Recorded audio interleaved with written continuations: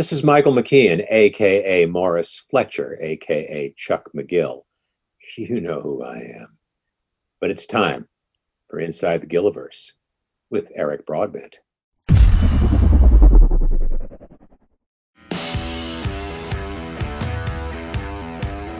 You're watching Inside the Gilliverse, talking all things Breaking Bad, El Camino, and Better Call Saul. Brought to you by the Royal Baubles Collection at bobbleheads.com. For all your favorite characters from the Gilliverse, shop the Royal Baubles Collection at bobbleheads.com. Also brought to you by Rode Microphones, the official microphone supplier of Inside the Gilliverse. See their entire lineup today at Rode.com.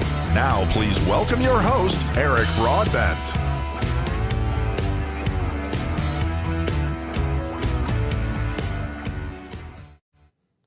Good evening, everyone, and thank you for joining us for Season 2, Episode 21 of Inside the Gilliverse, where we talk all things Breaking Bad, El Camino, and Better Call Saul. My name is Eric Broadbent, and it comes with great pleasure to welcome kind of back to the channel, first time to this show. You know him as Skinny Pete from both Breaking Bad and El Camino, a Breaking Bad movie. The incredibly talented actor, musician, crafty man, handyman, the whole deal, Charlie Baker. Charlie, how are you doing, my friend? I'm doing good, Eric. How are you doing today? Good. You're probably doing a little bit better than me. I'm drinking tonight just some Dr. Pepper. You've got something from some fellows you know. Oh yeah. Some friends of mine gave me this. You may know. Aaron Paul actually gave me this bottle. I've had it for a couple of years now. It's almost gone. It may be gone by the end of the night. Cheers! I got my. I am the one who knocks glass. Perfect. Cheers. Knock one back real quick. Mm-hmm. Maybe if you don't drink it all tonight, which would actually it'd be nice if you drank it all tonight. You'd probably enjoy that. But if you don't, save the last 2 shots for you and Aaron. Get together with Aaron, and he gave you the bottle. And look, and you got some Hank Schrader there as well too. Also, yeah, wash it down. Well, maybe not this bottle. I've had this one for as long as I've had this one, and beer. I don't know. Yeah. But hey, don't leave out your friends, right? That's right. Well, listen, it's fantastic to have you back here. And maybe what we'll do to warm up here a little bit, for those that didn't see our last interview we had, and those of you that are kind of fans of the Gilliverse here now, we also had Charlie back when I had it. Well, I still have a show called Rock Shop Live. It kind of explores more of the music world. But we had you on, and that night when you were on the show, you brought a new family member home, and the world, your fans especially around the world, got to see that family member, world exclusive. So tell us how she's doing, who she is, and how she's doing. Well, that would be Delilah. She is currently sitting next to my wife, who had been out of town for a week and just got back this morning. Oh. And so I don't think I could pry that dog away from her right now if I tried.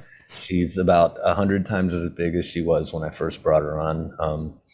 And she's great. She's really, really smart and really, really stubborn at the same time. So it's like she knows what she's doing wrong, but she's like, I'm going to do it anyway. Yeah. She's 1 year old. Yeah, she's just a little over 1 year old now. So it's been a while. That's fantastic. I should have looked up to see what the actual date was when you were here. So we're probably very close. Yeah. Like an anniversary almost. That's great. Well, congratulations. And it was like literally about an hour before the show that you did all the finalization, brought her home. It was a tight one, yeah. I know. And well, thank you for accommodating us as well too. That was great. Yeah. And I know I've been watching her grow through your social media, and a lot of people here in the chat will be talking about your social media. Speaking of which, let me see. I know there's some social media questions coming, but here's a super chat question from Lisa Love. She says, did you feel honored to be asked to be a part of El Camino, and did you realize how integral your part would be? Absolutely. Vince Gilligan says, hey, I wrote something for you. That is like the biggest honor I've ever had in this business, quite frankly. He hinted when he first introduced the idea to me that it was a pretty integral part, but it wasn't until I actually sat and read the script, and they brought me to his office.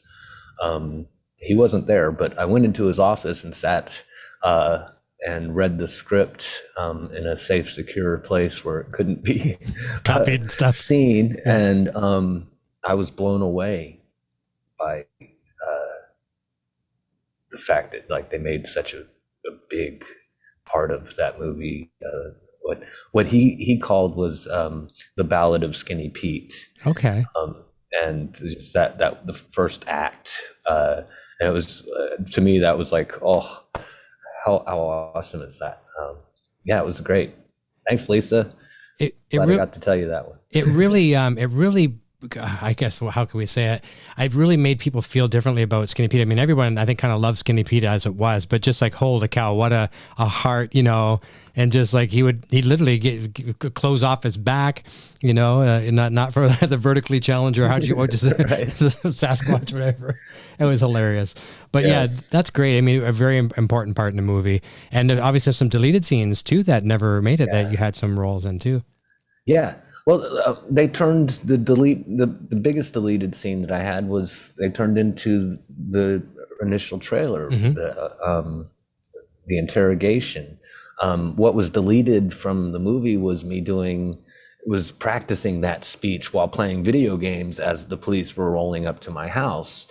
And I was just talking to myself, telling them, you know, this is what I'm going to say when they come and arrest me. And that ended up getting deleted for time in the film. But when they turned it around and said, hey, we're going to have that become the trailer where you're actually being interrogated, that was as huge as for me as being in the movie itself. For two reasons. One, because I was in the commercial for the trailer, you know, that was a huge part. But one of the greatest things about being a character in Breaking Bad, as far as I was concerned, were some of the monologues. Aaron Paul had like that beautiful monologue about the box that he carved. Monologues are not easy, and they're definitely not very, like, they're really not used a lot in television. Like that kind of like just dead on monologue, you know. That was my training in theater, though. I worked with a theater in Fort Worth called Scene Shop, and we called ourselves a bistro theater company, and they're still working in Fort Worth if you happen to get a chance to see them. But we started going around just to like restaurants and performing scenes and monologues in these like really close environments. And I really, when I saw Aaron Paul's monologue, I was like, oh, I want to do one of those. I want a really great monologue written by one of these just incredible writers, because this is like the best writing team I'd ever seen. So like to have their words, have their craft to play with, and it was huge honor. It's great. It's great too, and like you say too, being featured in the trailer. I mean, the movie's about Aaron Paul. You know, there could have been a lot more, you know, Jesse feature, but a real honor to be blessed in that for sure. Yeah, it really was. It really was. We have a question from a birthday person in the house, Craig Crow. And so happy birthday, Craig. I hope I'm pronouncing that right. I probably am not. But they asked, do you personally see the character of Skinny Pete more as comic relief or a tragic figure? Ooh, that's a good one, dude. I think a little bit of both. I think that was part of what I loved about playing him, was he was a little bit of the comic relief sometimes, and he was, you know, a pretty tragic kind of character, Fortunato type. That, I mean, it was just he had so many layers available for the audience to interpret, and I loved that, because people think they had a beat on Skinny Pete and knew what his stereotype was, and then he'd be like, hey, you know what? No, I play piano. And I loved that, and that was both beautiful and tragic at the same time. You know, in my opinion, you know, like, wow, he can play that, but oh wow, what happened to him? Yeah, something broke him and changed him somewhat, didn't it? Right. What went wrong in that dude's life? Like, who hurt you, dude? Who hurt you? So I think he was both. I loved being the comedic kind of character. And having those great little comedic moments in the show that was like a relief from the rest of like the heavy stuff that was going on, and being able to do that. And then they took that and went, okay, now let's give this guy some heart and some depth. And in one quick little flip of the piano keys, changed a lot of people's opinions. And that's why I'm in this business. That's what I love about this business. Complete like a squirrel and off to the other side. Right. Yeah. Right. I picture, if we were to go back and look into the backstory of Skinny Pete, my personal feeling would be like his parents would be rich.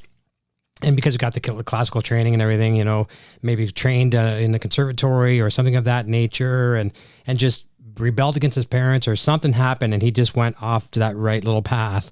And that's maybe what happened. Yeah. And just, bad choice, right? Right. Well, that's the neat thing about shows like that is, especially with Breaking Bad, is like people could relate. It's a lot easier to relate to characters in Breaking Bad than it was for Dexter. Like, it's hard to relate. Like, very few of us actually know a serial killer. Yeah, no, good, which is a good thing. Yeah, a lot of us know somebody who's had their lives wrecked by drugs. Of course, yeah, family members, everything. And we all know the story that got them there, and it's always similar, same but different. Yeah, and so that was the cool thing about Breaking Bad, was like, this was something everybody in America could relate to, because we all know what it's like to be devastated by health care costs, and we all know what it's like to have a job that doesn't appreciate us, and that is way below our pay grade, and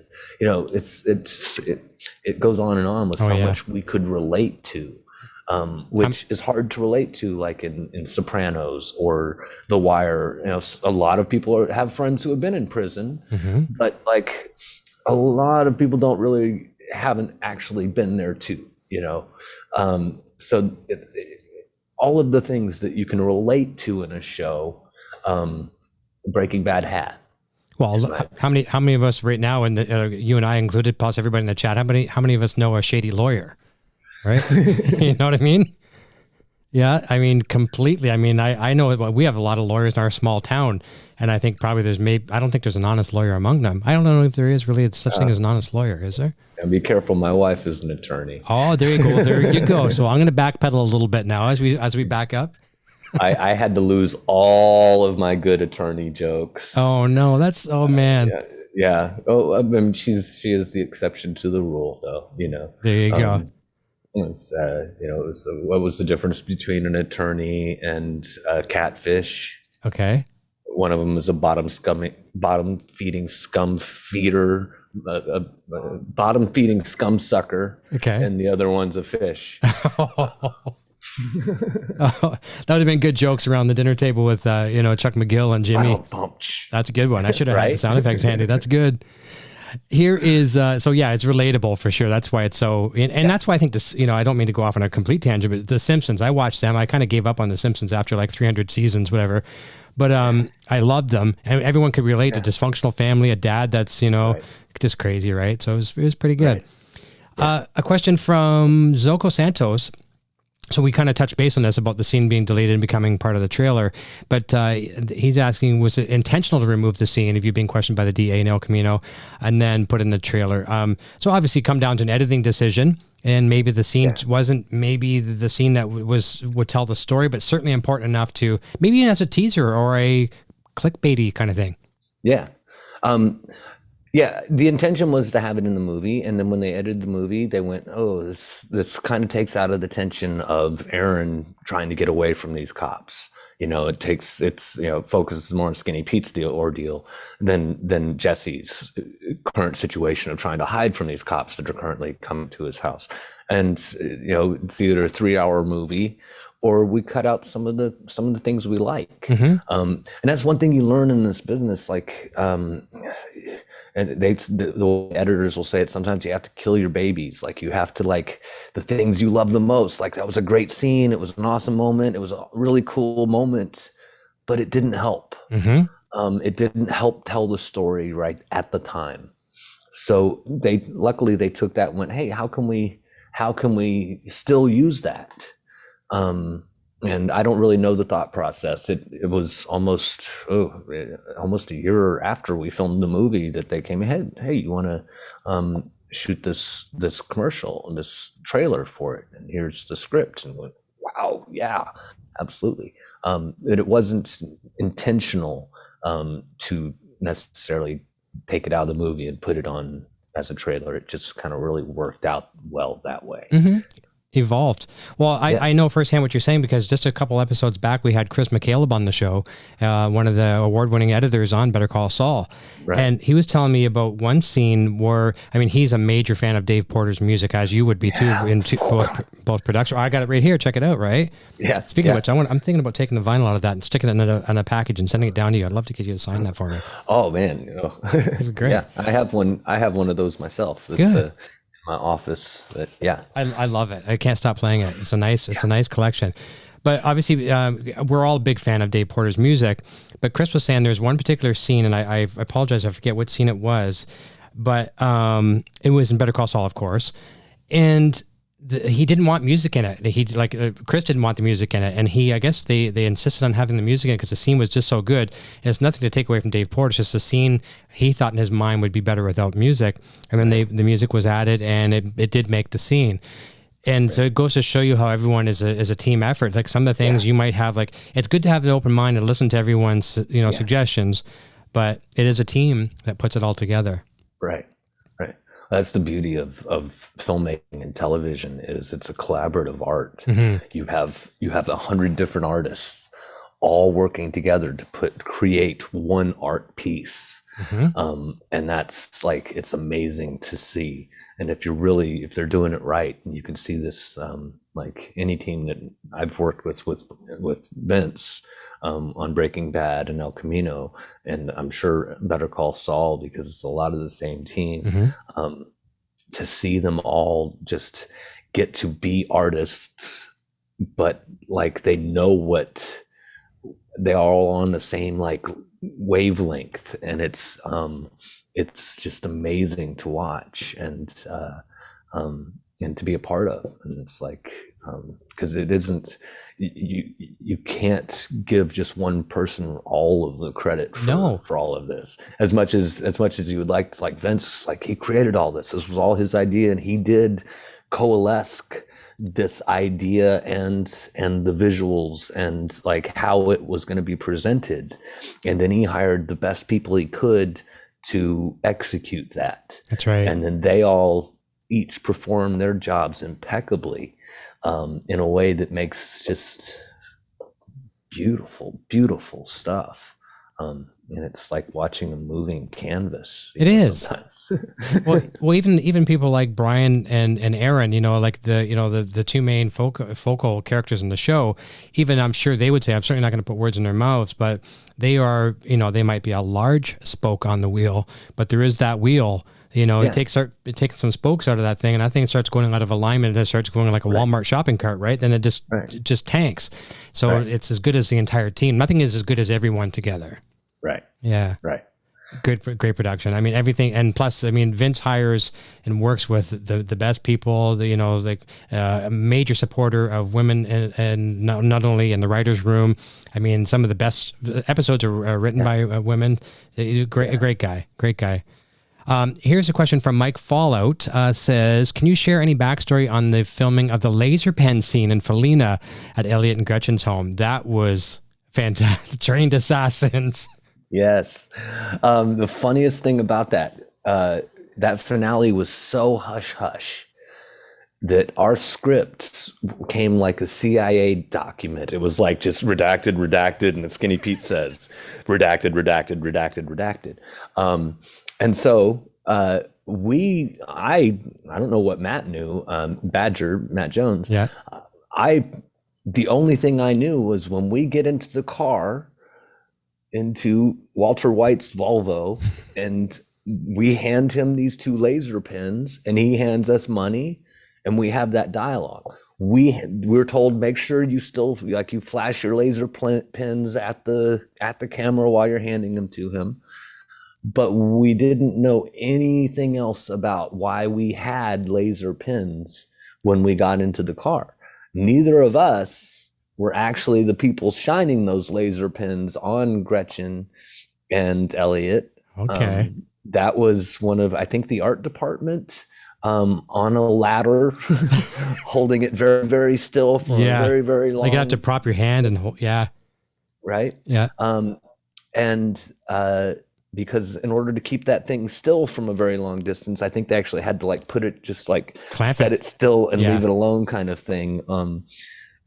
Though holding the laser pens and pointing it at the actors was totally off camera.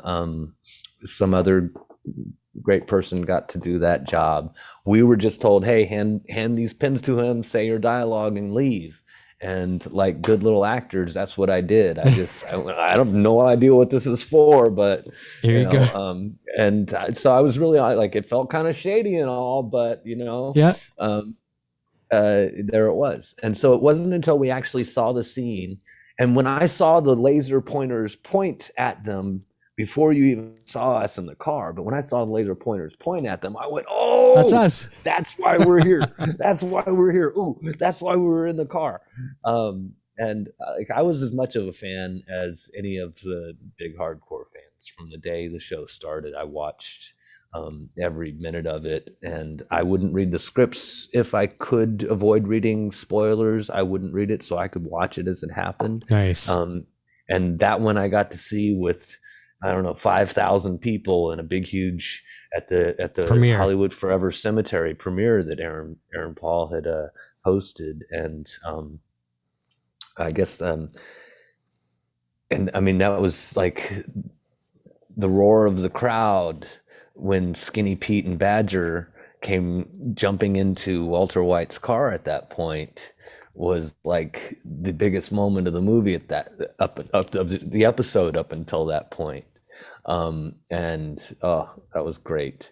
I loved seeing that. But I had no idea that I was the one who was what we were doing with those laser pointers. Well, we were talking about this on the show a couple of episodes back again too, and I forget who it was, but they were saying how the theater of the mind and how our mind wants to remember things, and I would assume too that it might be a stand-in or something. I mean, because you're not seen on camera, so neither one of you, so it's just someone shining the light. But isn't it amazing how well that's written, the placement, the editing, pacing? We think back, we thought, we pictured, maybe we did see you guys. That's right. Our mind thinks that, right? Right. And that's good writing. Right. It's like an Alfred Hitchcock thing. Everyone swears that they saw her being stabbed. They saw the knife like entering her body in that scene. But no, they actually didn't. That's again the beauty of film. Agreed. We have a super chat from Lisa Love saying, paying it forward to help support the channel. Thank you so much. I appreciate that, Lisa. That's very, very nice. Again. Here's a question from one of our friends and members, Kathy Latta. She says, my wife is a fan of the Blacklist. What was Gray's relationship with Raymond Reddington? And I haven't seen the Blacklist at all, another Dave Porter project. So I don't know anything about it other than I know you were in it.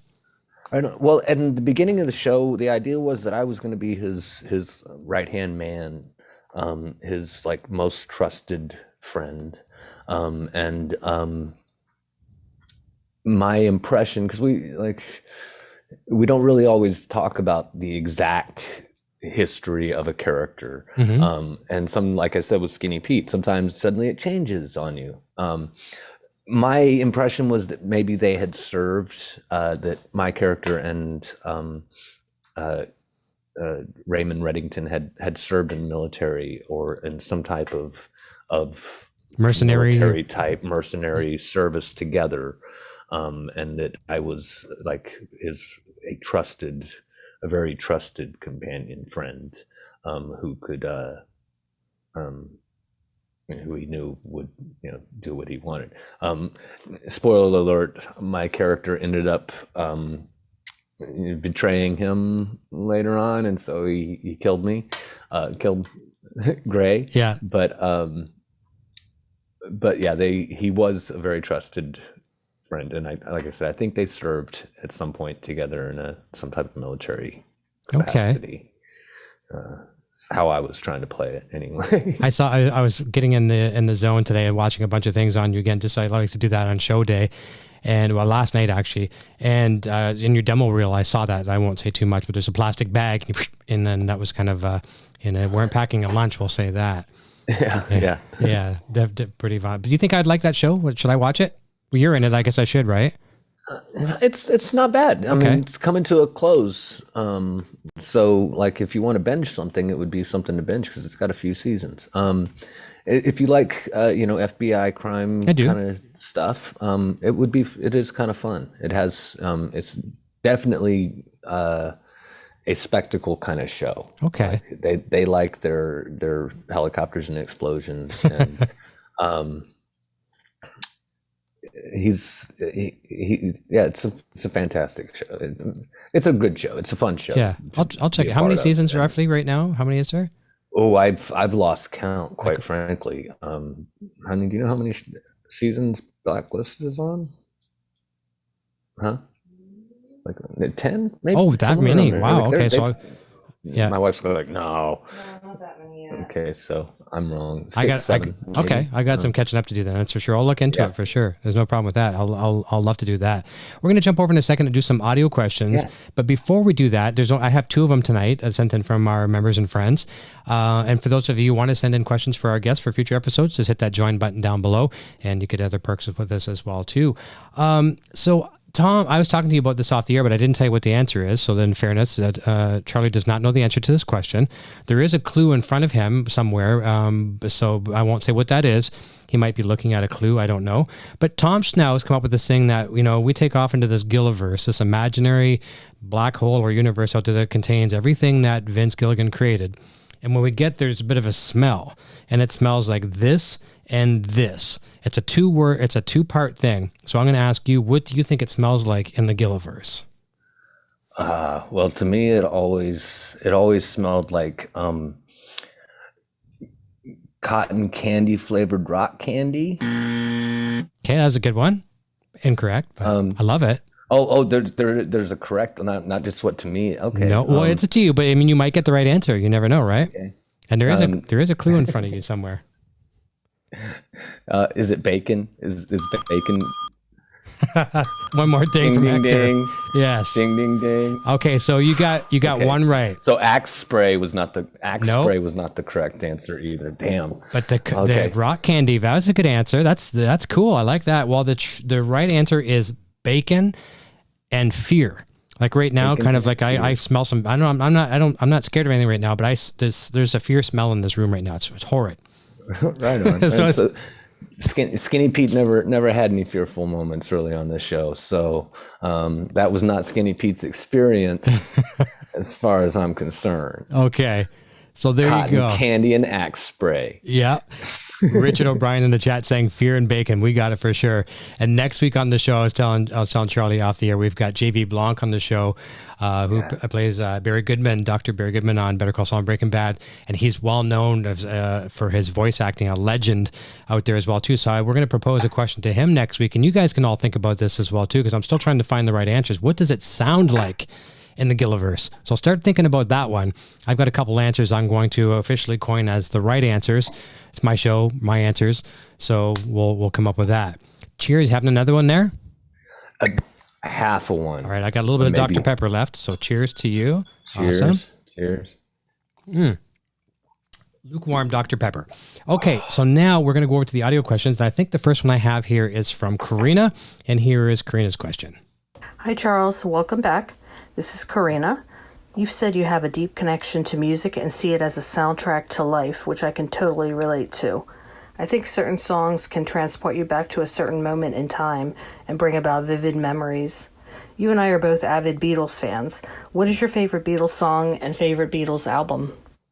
Wow. Ooh, that's a good yes, very much so. I do. Agree with everything you said. That is, music is Russian. There's a Russian proverb: "Music without life, music would be meaningless. Well, without music, life would be meaningless." That mezcal's really good. My favorite that's hard to. It depends on what my mood is at the time when you ask me what my favorite Beatles song is. Across the Universe is one that I've been playing a lot just to kind of keep my own zen going. I love that tune. So yeah, I'm gonna stick with that one for right now. Okay. Oh, While My Guitar Gently Weeps. I have to jump to that one. That's actually really my favorite. While My Guitar Gently Weeps. Beautiful. And I love covers of that song. So many good ones. So many good Prince. covers. Of Prince. that I saw Prince with Tom Petty.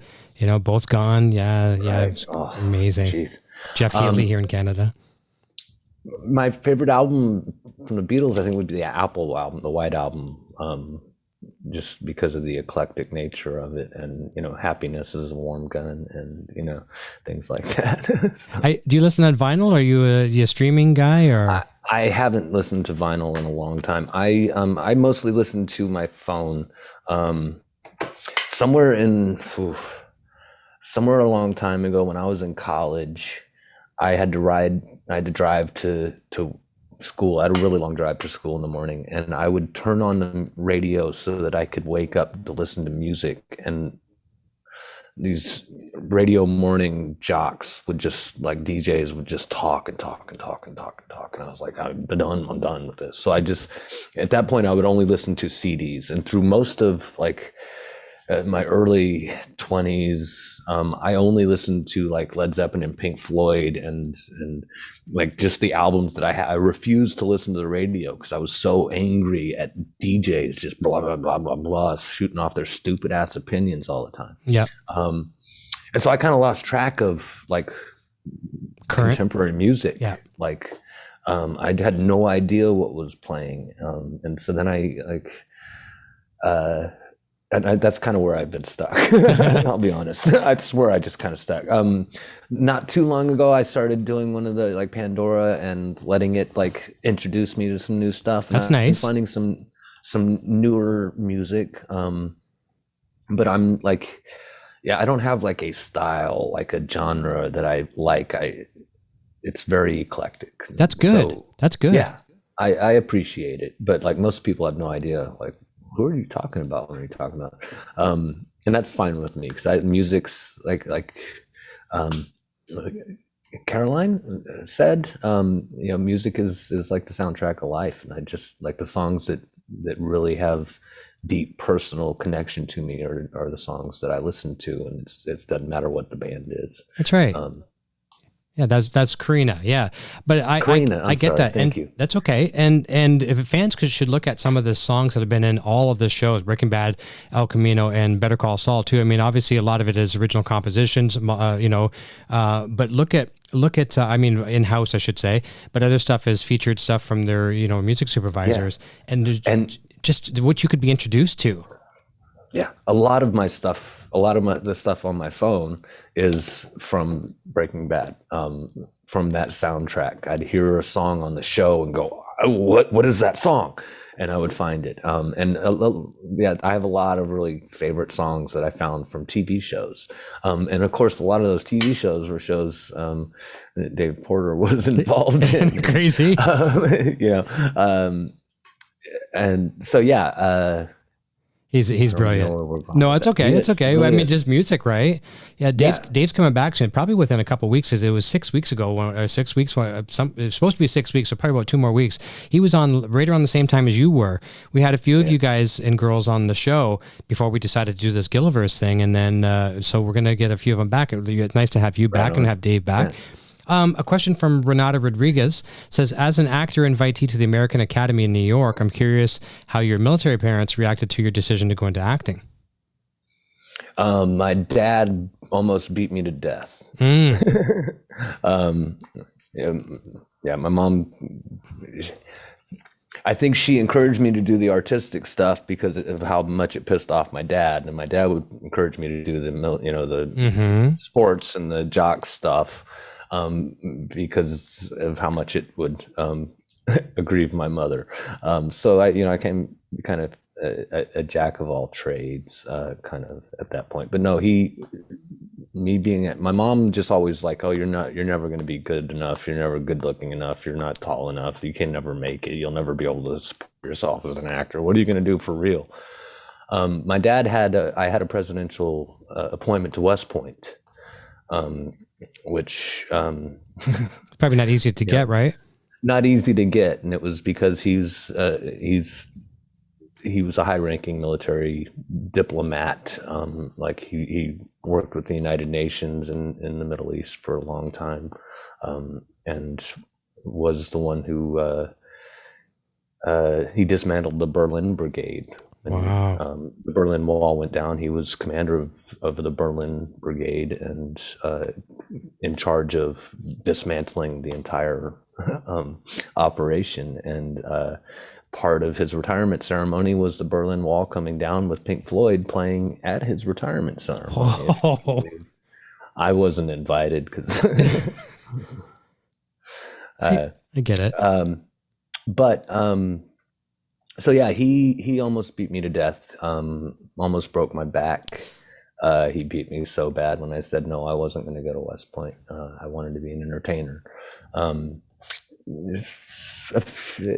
year before he died, he had finally kind of like went, I guess I was wrong.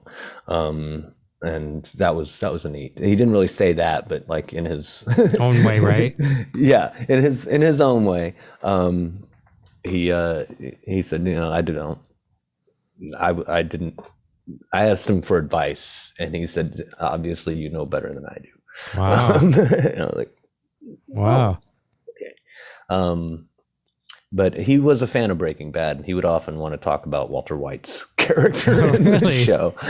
So that helped kind of bring us back together, because he had disowned me for most of my life until I'm sorry to hear that. Up until I met my wife and started turning my own life around and stopped being what everyone told me I was gonna be, and decided to be what I was gonna be instead, and what I wanted to be. And once I started doing following my own path, everything fell into place.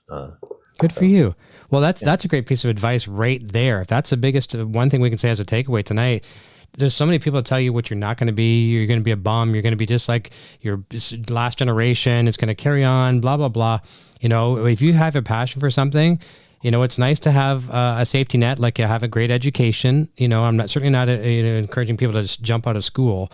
I'm doing the opposite, but it's nice to have a safety net. But if you have take a chance, man, take a chance on a dream and follow it. Yeah. And good for you. Thank you. Yeah.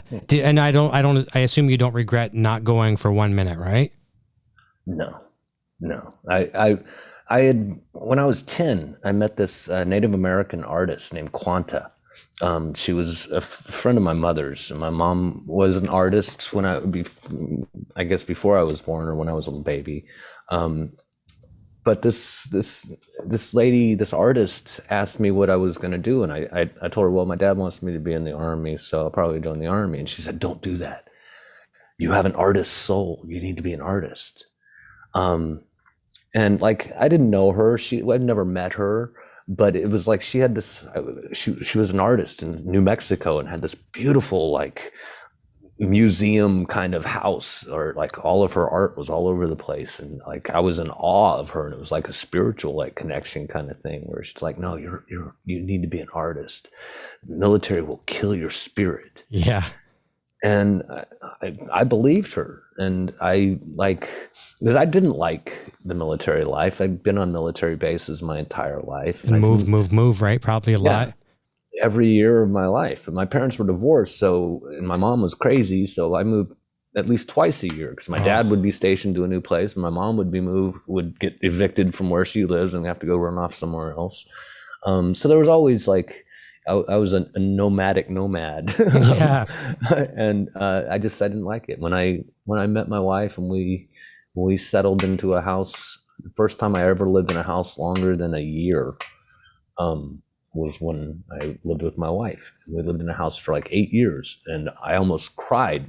I did cry. I cried like baby when I had to leave it, because I'd never seen that kind of stability in my life.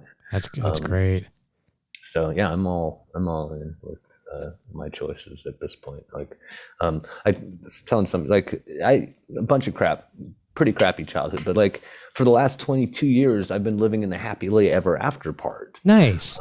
So if you were to say, hey, what kind of exciting adventures do you do now? For nothing, right now, my greatest adventure is sitting on my porch watching hummingbirds. Yeah. You know, because I've had the fun and the not fun and the drama and all of that stuff. And right now, I'm just like, all I want to do is just sit and not move and go to another country and all of that stuff. I think the pandemic has taught us a lot about that as well too. Appreciate the little things, right? And I watched again talking about your social media, everything from the flowers and the plants that you're growing around the house and doing really. I can tell that they bring you great comfort, even butterflies and caterpillars and stuff. Dude, most of this pandemic, I've just been watching monarch butterflies in my backyard form chrysalis. The caterpillars just crawling. I've hand carried them by hand from one plant to another and then watched them turn into butterflies. And then they flew right up and landed in my hand. I'd much rather do that than go to any Oscar party or anything else that I could be doing right now. And it's been amazing. And when I was in college, for the short time that I was in college, I wrote a paper about the healing of nature, and how nature is, how you treat your environment is a reflection of how you feel about yourself. And if you want to feel better about yourself, start taking better care of your environment, and that will reflect on you. Oh yeah. And you'll start like, hey, I feel good about myself because I'm not trashing your surroundings. I know, throwing plastic out the window, that kind of stuff. And I get it. We'll jump over a question from Lori for a second. Yeah. And actually, before we go to that too, just because this is, I want to remember this as well too, because I'll forget and after it's too late. So I know in the grand scheme of things, your dad kind of said in a way he was proud in his own way, or kind of said you were right. But I'd feel completely horrible if I didn't mention my son here tonight. He just graduated from grade 9, Eric Jr. People know him as Broadbent in the chat. He might not be in the chat here tonight, but graduated grade 9, grades fantastic. He did all the homeschooling, virtual, and his marks were better than they ever were. So, congrats to all the kids out there that have had to do school a little differently. And, and some people, sadly don't even can afford an internet or have internet to do the homeschooling and things like that. So I don't know how you do it, but if you do it and you get your grades and you graduate, just congrats to all of you. Congrats to my son, Eric Jr. and to everyone out there as well. We're going to jump over to Lori's question here, audio question. We're going to come back to a super chat question from Richard O'Brien. So here's an audio question from Lori. Hi there, Charlie. This is Lori. Before I ask my question, I'd like to say that I think you're an incredibly talented actor and musician. I've enjoyed your work in several projects, but I have to tell you that I think you absolutely knocked it out of the park in El Camino. You made me laugh, you made me want to cry, you made me think how lucky we'd be in real life to have a friend with a heart as big as Skinny's. Your family posts on social media are really heartwarming as well. The question that I have is, have you had any contact with any of the members of Stargazer since you left the group? Thanks so much. Wow, like it's right out of left field. I've had one Facebook post from I think one of the guitarists from Stargazer since the show has come up. It's hilarious. Stargazer was the alternative rock band that I was hired to be a singer for, and it was the first time I'd actually I rode a motorcycle with an acoustic guitar strapped to my back. Oh jeez. And to audition for this band, and I was in my 20s and these kids were 16, 17 years old. You're the old guy. I was the old dude. And they were incredible musicians. Like our drummer was like the state jazz trap champion. Like he could play like you wouldn't believe. And we had a lead guitarist who was just like, he made Smashing Pumpkins guitar seemed like kind of wimpy. So they were really good musicians, and they said, hey, I went and auditioned as a singer. Which is a huge part of my music, like my music story. Was I didn't want to be an instrumentalist. I taught myself how to play piano and guitar so that I could have someone accompany me until I found a band that would play. Right. I just wanted to stand and sing, because and so I sang for this band, and we did all right. I tried writing one of the songs, and I was really trying hard to be Jim Morrison, and I wasn't Jim Morrison at all. But we did a cover of People Are Strange. Oh, cool. That we started like as identical as we could to the original, and then we turned it into this hardcore heavy metal screaming, just thrasher moment. And that was probably our most popular song that we did for the short time. After we played a club in Dallas called Trees, they got so excited about the fact that we played at Trees that they just like, we don't have to practice anymore. And I was like, yeah, but we do. Like, no, we can just jam. Like, but we should get some more songs. And it just kind of like we just kind of like faded out. But it was them. They're the ones who kind of prompted me to become an actor, because they were talking like, he can sing, but he doesn't really have that much of a like stage personality. And so I started taking acting more seriously, so I could try and be a little bit better personal wise on stage. But of course, then I just ramble like this. Well, that's great. That's great though. I mean, I know how much music is important to you, and guitar. I mean, obviously, we're talking two guitarists here right now. We're gonna have to do a show sometime back on Rock Shop Live. We're gonna do nothing, no Breaking Bad, no nothing. Let's just talk some guitar and piano. That'd be fantastic. That'd be fun. Yeah. Well, as we're getting close to the end of the show here, we still got about 10 minutes. A couple questions. One is a super chat from Richard O'Brien. Says, what is Charlie's favorite episode of Breaking Bad? Let's pause on that for a second. You gotta this is a pretty proud moment too, like also being featured in the trailer of El Camino. One of the main cast is in every season of Breaking Bad. You're one of about 3 people that were. Congratulations on that alone. Thank you. Absolutely fantastic. You, Badger, you, Gomez, and who is it? Badger? I guess it would be. Yeah. There you go. There's the 3. So Richard says, so what's Charlie's favorite episode of Breaking Bad, and what is Skinny Pete's favorite Star Trek episode? And I guess there's a third part of that. And what is his favorite Call of Duty Zombies map? Boy, oh boy. Oh God. Okay, you got me on that last one. Okay. I don't know the information on that one. Okay. I did play Call of Duty, but not enough to have any of that memorized. So my favorite scene, I'm trying to remember the name of it. It was really my second episode. I think it was episode 4 in season 1. And it was, the reason it's my favorite, it was because the scene started with Skinny Pete or Skinny Stoner sitting in a car with Jesse. And he asked me, hey, you sure you're tight with these guys? And Skinny Stoner says, yo, two nuts in a ball sack, or 2 balls in a nut sack. Yeah. And then we go up to the door of Tuco's building, and Skinny Stoner says, yo, man, I'm Skinny Pete.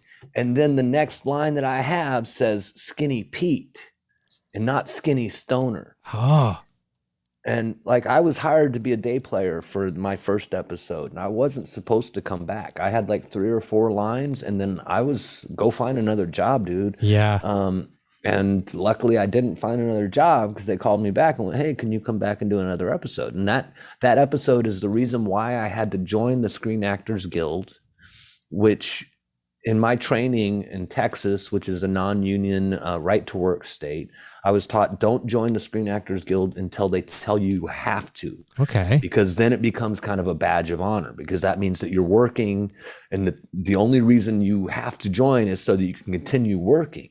Whereas a lot of actors will just try and join the union to say they're there, to say that they're a member without having any credit to back it up. Okay. And in Texas, in a right to work state like Texas, being in the union isn't always a help if you don't have a career to back it up.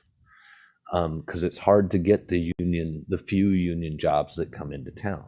There's more non-union work.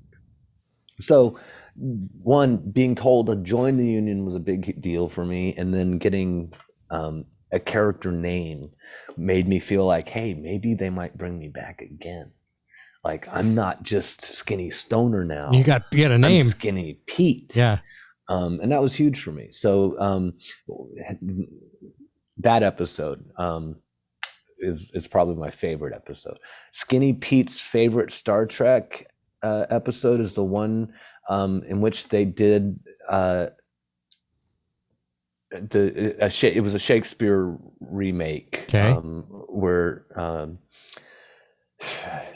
Taming of the Shrew. Okay. It was there, and I don't remember the name of the, because like almost every TV show had at one point a Taming of the Shrew episode, and it was the Star Trek Taming of the Shrew episode. She was green. I remember that. Okay. But that was his one, because like that was Skinny Pete's favorite Star Trek episode, would be Taming the Shrew. And as far as the Call of Duty map, I just follow Badger around and shoot what he tells me to shoot. That's a good answer. That's a good answer. Thank you. Yeah. I'd have to say my favorite Star Trek, I don't know the name of it, but when Kirk and Spock were fighting, right? And then they reenacted that in Cable Guy. Oh, that was the best. And I do that all the time, when we see our cats fighting, whatever, I'm doing, I love it. I love it. Right VZ McCoy says, saying this of my better half, Sandra, says, next rock shop, can Eric play the intro of Better Call Saul, or at least enough that won't hit you guys with copyright stuff? Sure, I'll work on that for you for sure. Good request. Here's a question from Robin Salazar. So before Breaking Bad, there was an episode of In Plain Sight, also filmed in Albuquerque. How was it to film with Mark Wahlberg? I met Donnie. I think it was Donnie. Was it Donnie Wahlberg? Okay. That was Donnie. That was pretty amazing. He's an incredible actor. If you weren't besides his music stuff, man, I was impressed by his ability and by his talent and his professionalism. But he was fun. He was cool. We were kind of nemesis in that episode, so we didn't try to get too friendly, and it was a really late night shoot. But I was in awe really of him, because I don't think I didn't really expect him to be as professional of an actor as he was, even though I'd seen him in that Stephen King. He did a Stephen King film. It just blew me away. I can't remember the name of it right now, but that's how I am. That is some good. Hey, Dos Hombres. If you want to forget something, try this stuff. That's Aaron and Brian's slogan. That's perfect. It's free on me, guys. That's right. No problem. Forget about your lines. Forget about where you work, where you left your car. Yeah, dude, where's my car? Hey, who are you? Oh, that's my wife. Sorry. I a while back, I got to bring up something you said on social media, and this isn't a bad thing. It's funny as heck, but it's way back before, when you're getting your first vaccination shot. So you got the first vaccination shot, and more power to everybody for getting that as well. I hope that's the only way we're going to get better, I think, out of all this. We haven't got ours here in Canada yet, our family, but we're trying to. But you said, and I'm going to quote this after what I wrote down. You said just after getting your first shot, it said it made you got part one of the vaccine, and the only side effects I've noticed so far: a slight case of the giggles, dry mouth, and an acute acute case of the munchies, and a strong desire to listen to Dark Side of the Moon. And myself thinking of this in retrospect, thinking back, correct me if I'm wrong, but doesn't that sound like a Tuesday for Skinny Pete? That was pretty much a Tuesday for Skinny Pete. Yes. Yeah. Yes. I don't know if he listened to Dark Side of the Moon. If he was really into. He was a lot younger than I am, so I don't know if he was really into the good music yet. But yeah, that's pretty much it's not Tuesday for kind Skinny of what Pete. I was implying. Yeah, I get it. I kind of got that. Yeah. Speaking of Dark Side of the Moon, Eric Jr. here, he just bought that on vinyl the other day too, loving that. I mean, to have a kid experience that for the first time and on vinyl, it's pretty damn cool. No kidding. Karina mentioned something about your first concert at 6 or 7 years old, seeing Elvis on his Aloha tour, and what you remember from it. Nothing. Nothing. I have like dream kind of flashback kind of a really big guy in a silver shiny kind of suit, and people screaming. It's like my brothers were 10 years older than me, and they had tickets, and the only way they were allowed to go was if they took me. And I was 6 years old. Oh boy, bringing little brother. Watching Elvis Presley do his Aloha tour. Okay. Now that's amazing that you know that, Karina. But yeah, that was, I don't remember anything about it except it's more of like, I've been told that was where I was. And then anytime I see shots of him performing at the Aloha tour, it's like, that's like deja vu. Yeah. But I was so young that it didn't really like hit me what was happening. Right. Well, that is cool, whether even if you like the experience or not, or even if you don't remember a lot of it, like Elvis, getting to be there for Woodstock, seeing Jimi Hendrix, or maybe Jim Morrison, as you said earlier. Right. Some of us are old enough that we can't, like, not myself yet. I'm close to that. We're very close. I'm 53 this year. But, fall into those things where we get to see all those different people. And it's like watching, the man walk on the moon the first time. It's that significant in its own way. Elvis, love Elvis, hate him. I mean, it was pretty damn great. Yeah, that's kind of how I felt about it. I used to watch it growing up in Hawaii, watching, all the Hawaiian made, the movies that he made there was just very nostalgic for me. And so it was really cool. It's really cool to be able to say, I'm probably the youngest person I know who's been to an Elvis concert. But I have been to an Elvis concert. That's damn cool. I grew up listening to Elvis, whether I wanted to or not, because my mom just loved him, and Sandra loves him too, as well too. So I don't think I could ever get sick of Elvis. If you come on the radio, I'm not going to change the station. It's sacrilegious, actually. You shouldn't. You shouldn't do it. No, I think something will happen to you. Just before we wrap up here, we're going to just kind of hypothesize and spitball here a little bit. And maybe you've been asked this question before. I'm sure you have. But, El Camino was a nice, little bow tied up with, Jesse Pinkman, and kind of a nice happy ending in a way. What do you think? What do you think went back to normal? I mean, like, obviously the cops are surrounding Skinny Pete's place, Low Jack and all that good stuff. The chances of him keeping at El Camino were probably slim. But what do you think was life like for Skinny and Badger after that? I like to think that once Skinny got out of the whatever jail situation he was in that interrogation, I'm hoping they went, like, gave him a slap on the wrist, and sent him back home, and maybe they decided to get their stuff together, and like maybe they went and worked at a kiosk at the mall, like selling sunglasses or nail cell phones or cell phones, burners, and like just trying to better themselves to where they're doing something, eventually, like, consulting for PlayStation as gamers, just kind of work their way into that, where they're getting paid to sit around and play video games and talk shit to each other. That would be a nice ending for them. Yeah, nice life. Do you think some of those video games that you're talking about, and those nice cozy chairs and everything like that, you think some of that came from those laser pointing dollars? Oh yeah, absolutely. That's like we had those chairs, those really nice, those Star Trek chairs that we had in El Camino, man. I was like, man, you're going to gift us those after the show, right? And they're like, no. You can get that beanie, you can get that hat. You're not getting no Star Trek chair. Right. Damn. But then again, the Star Trek chairs didn't have the significance of the beanie either. Of the beanie. Yeah. And with the cash that we gave Jesse before we sent him away was what we had left after buying the game set system and chairs. We just hadn't gotten any more weed yet or something. Yeah, I can't see Skinny and Badger investing in day trading and cryptocurrency, which wouldn't even be around yet. Yeah. But maybe they jumped onto that GameStop bandwagon. You never know, right? You never know. Yeah, for sure. And for those of you that haven't seen our last interview with Charlie, go take a look at that. It's on the channel here as well, too. It's linked in one of our playlists as well, too. I think it's under the Better Call Saul and Breaking Bad discussions or something of that nature. But the playlist is down below. Have a look at that for sure. And I do encourage everyone to check out your social media as well, too. Sandra and our moderators and everybody have been posting links tonight in the chat. And we also have in the description. So follow Charlie on social media and see some of the life he's seeing. It's nice to take a breath and watch some of the things around you in your backyard, for sure. But do you think we'll see the timelines are about to hit, like, head on, like a Mack truck?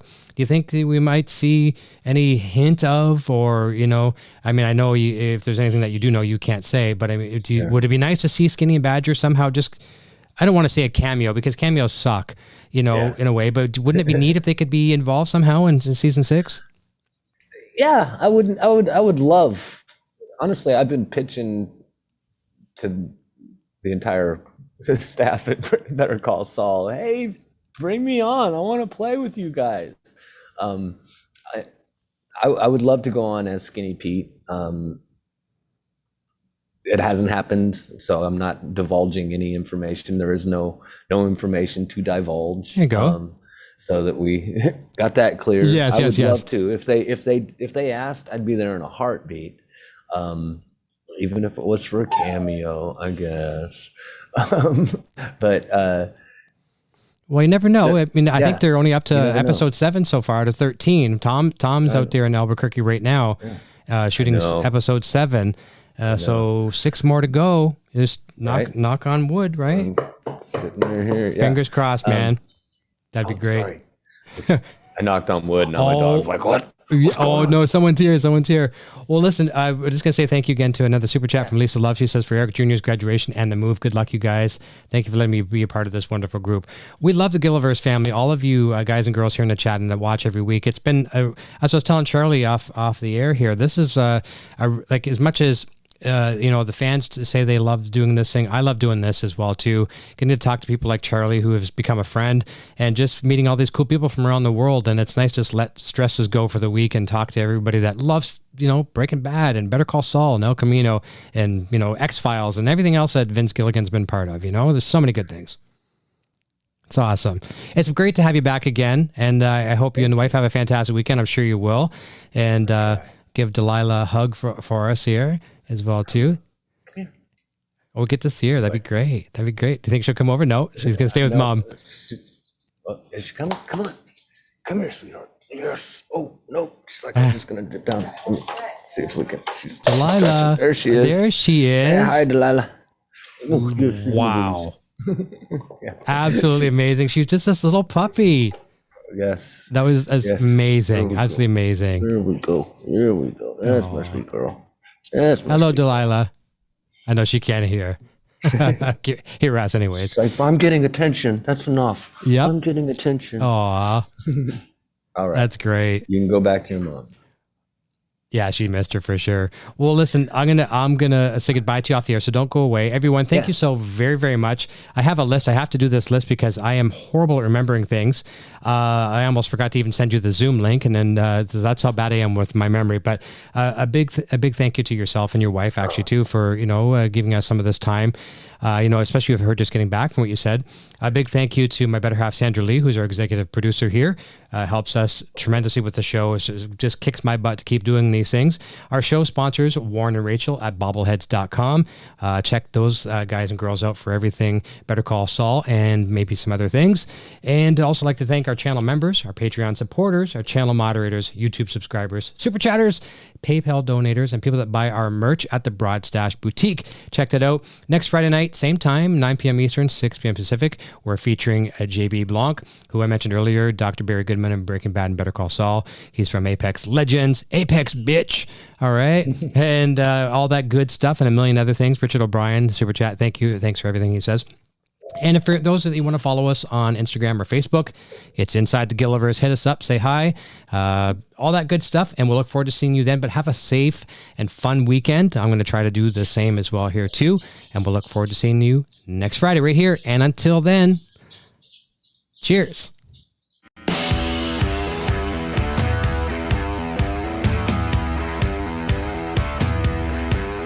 Thanks again for tuning into Inside the Gilliverse with Eric Broadbent. Be sure to check back each week for more great discussions and interviews with cast and crew from Breaking Bad, El Camino, and Better Call Saul. Please like, subscribe, and share this video with your friends.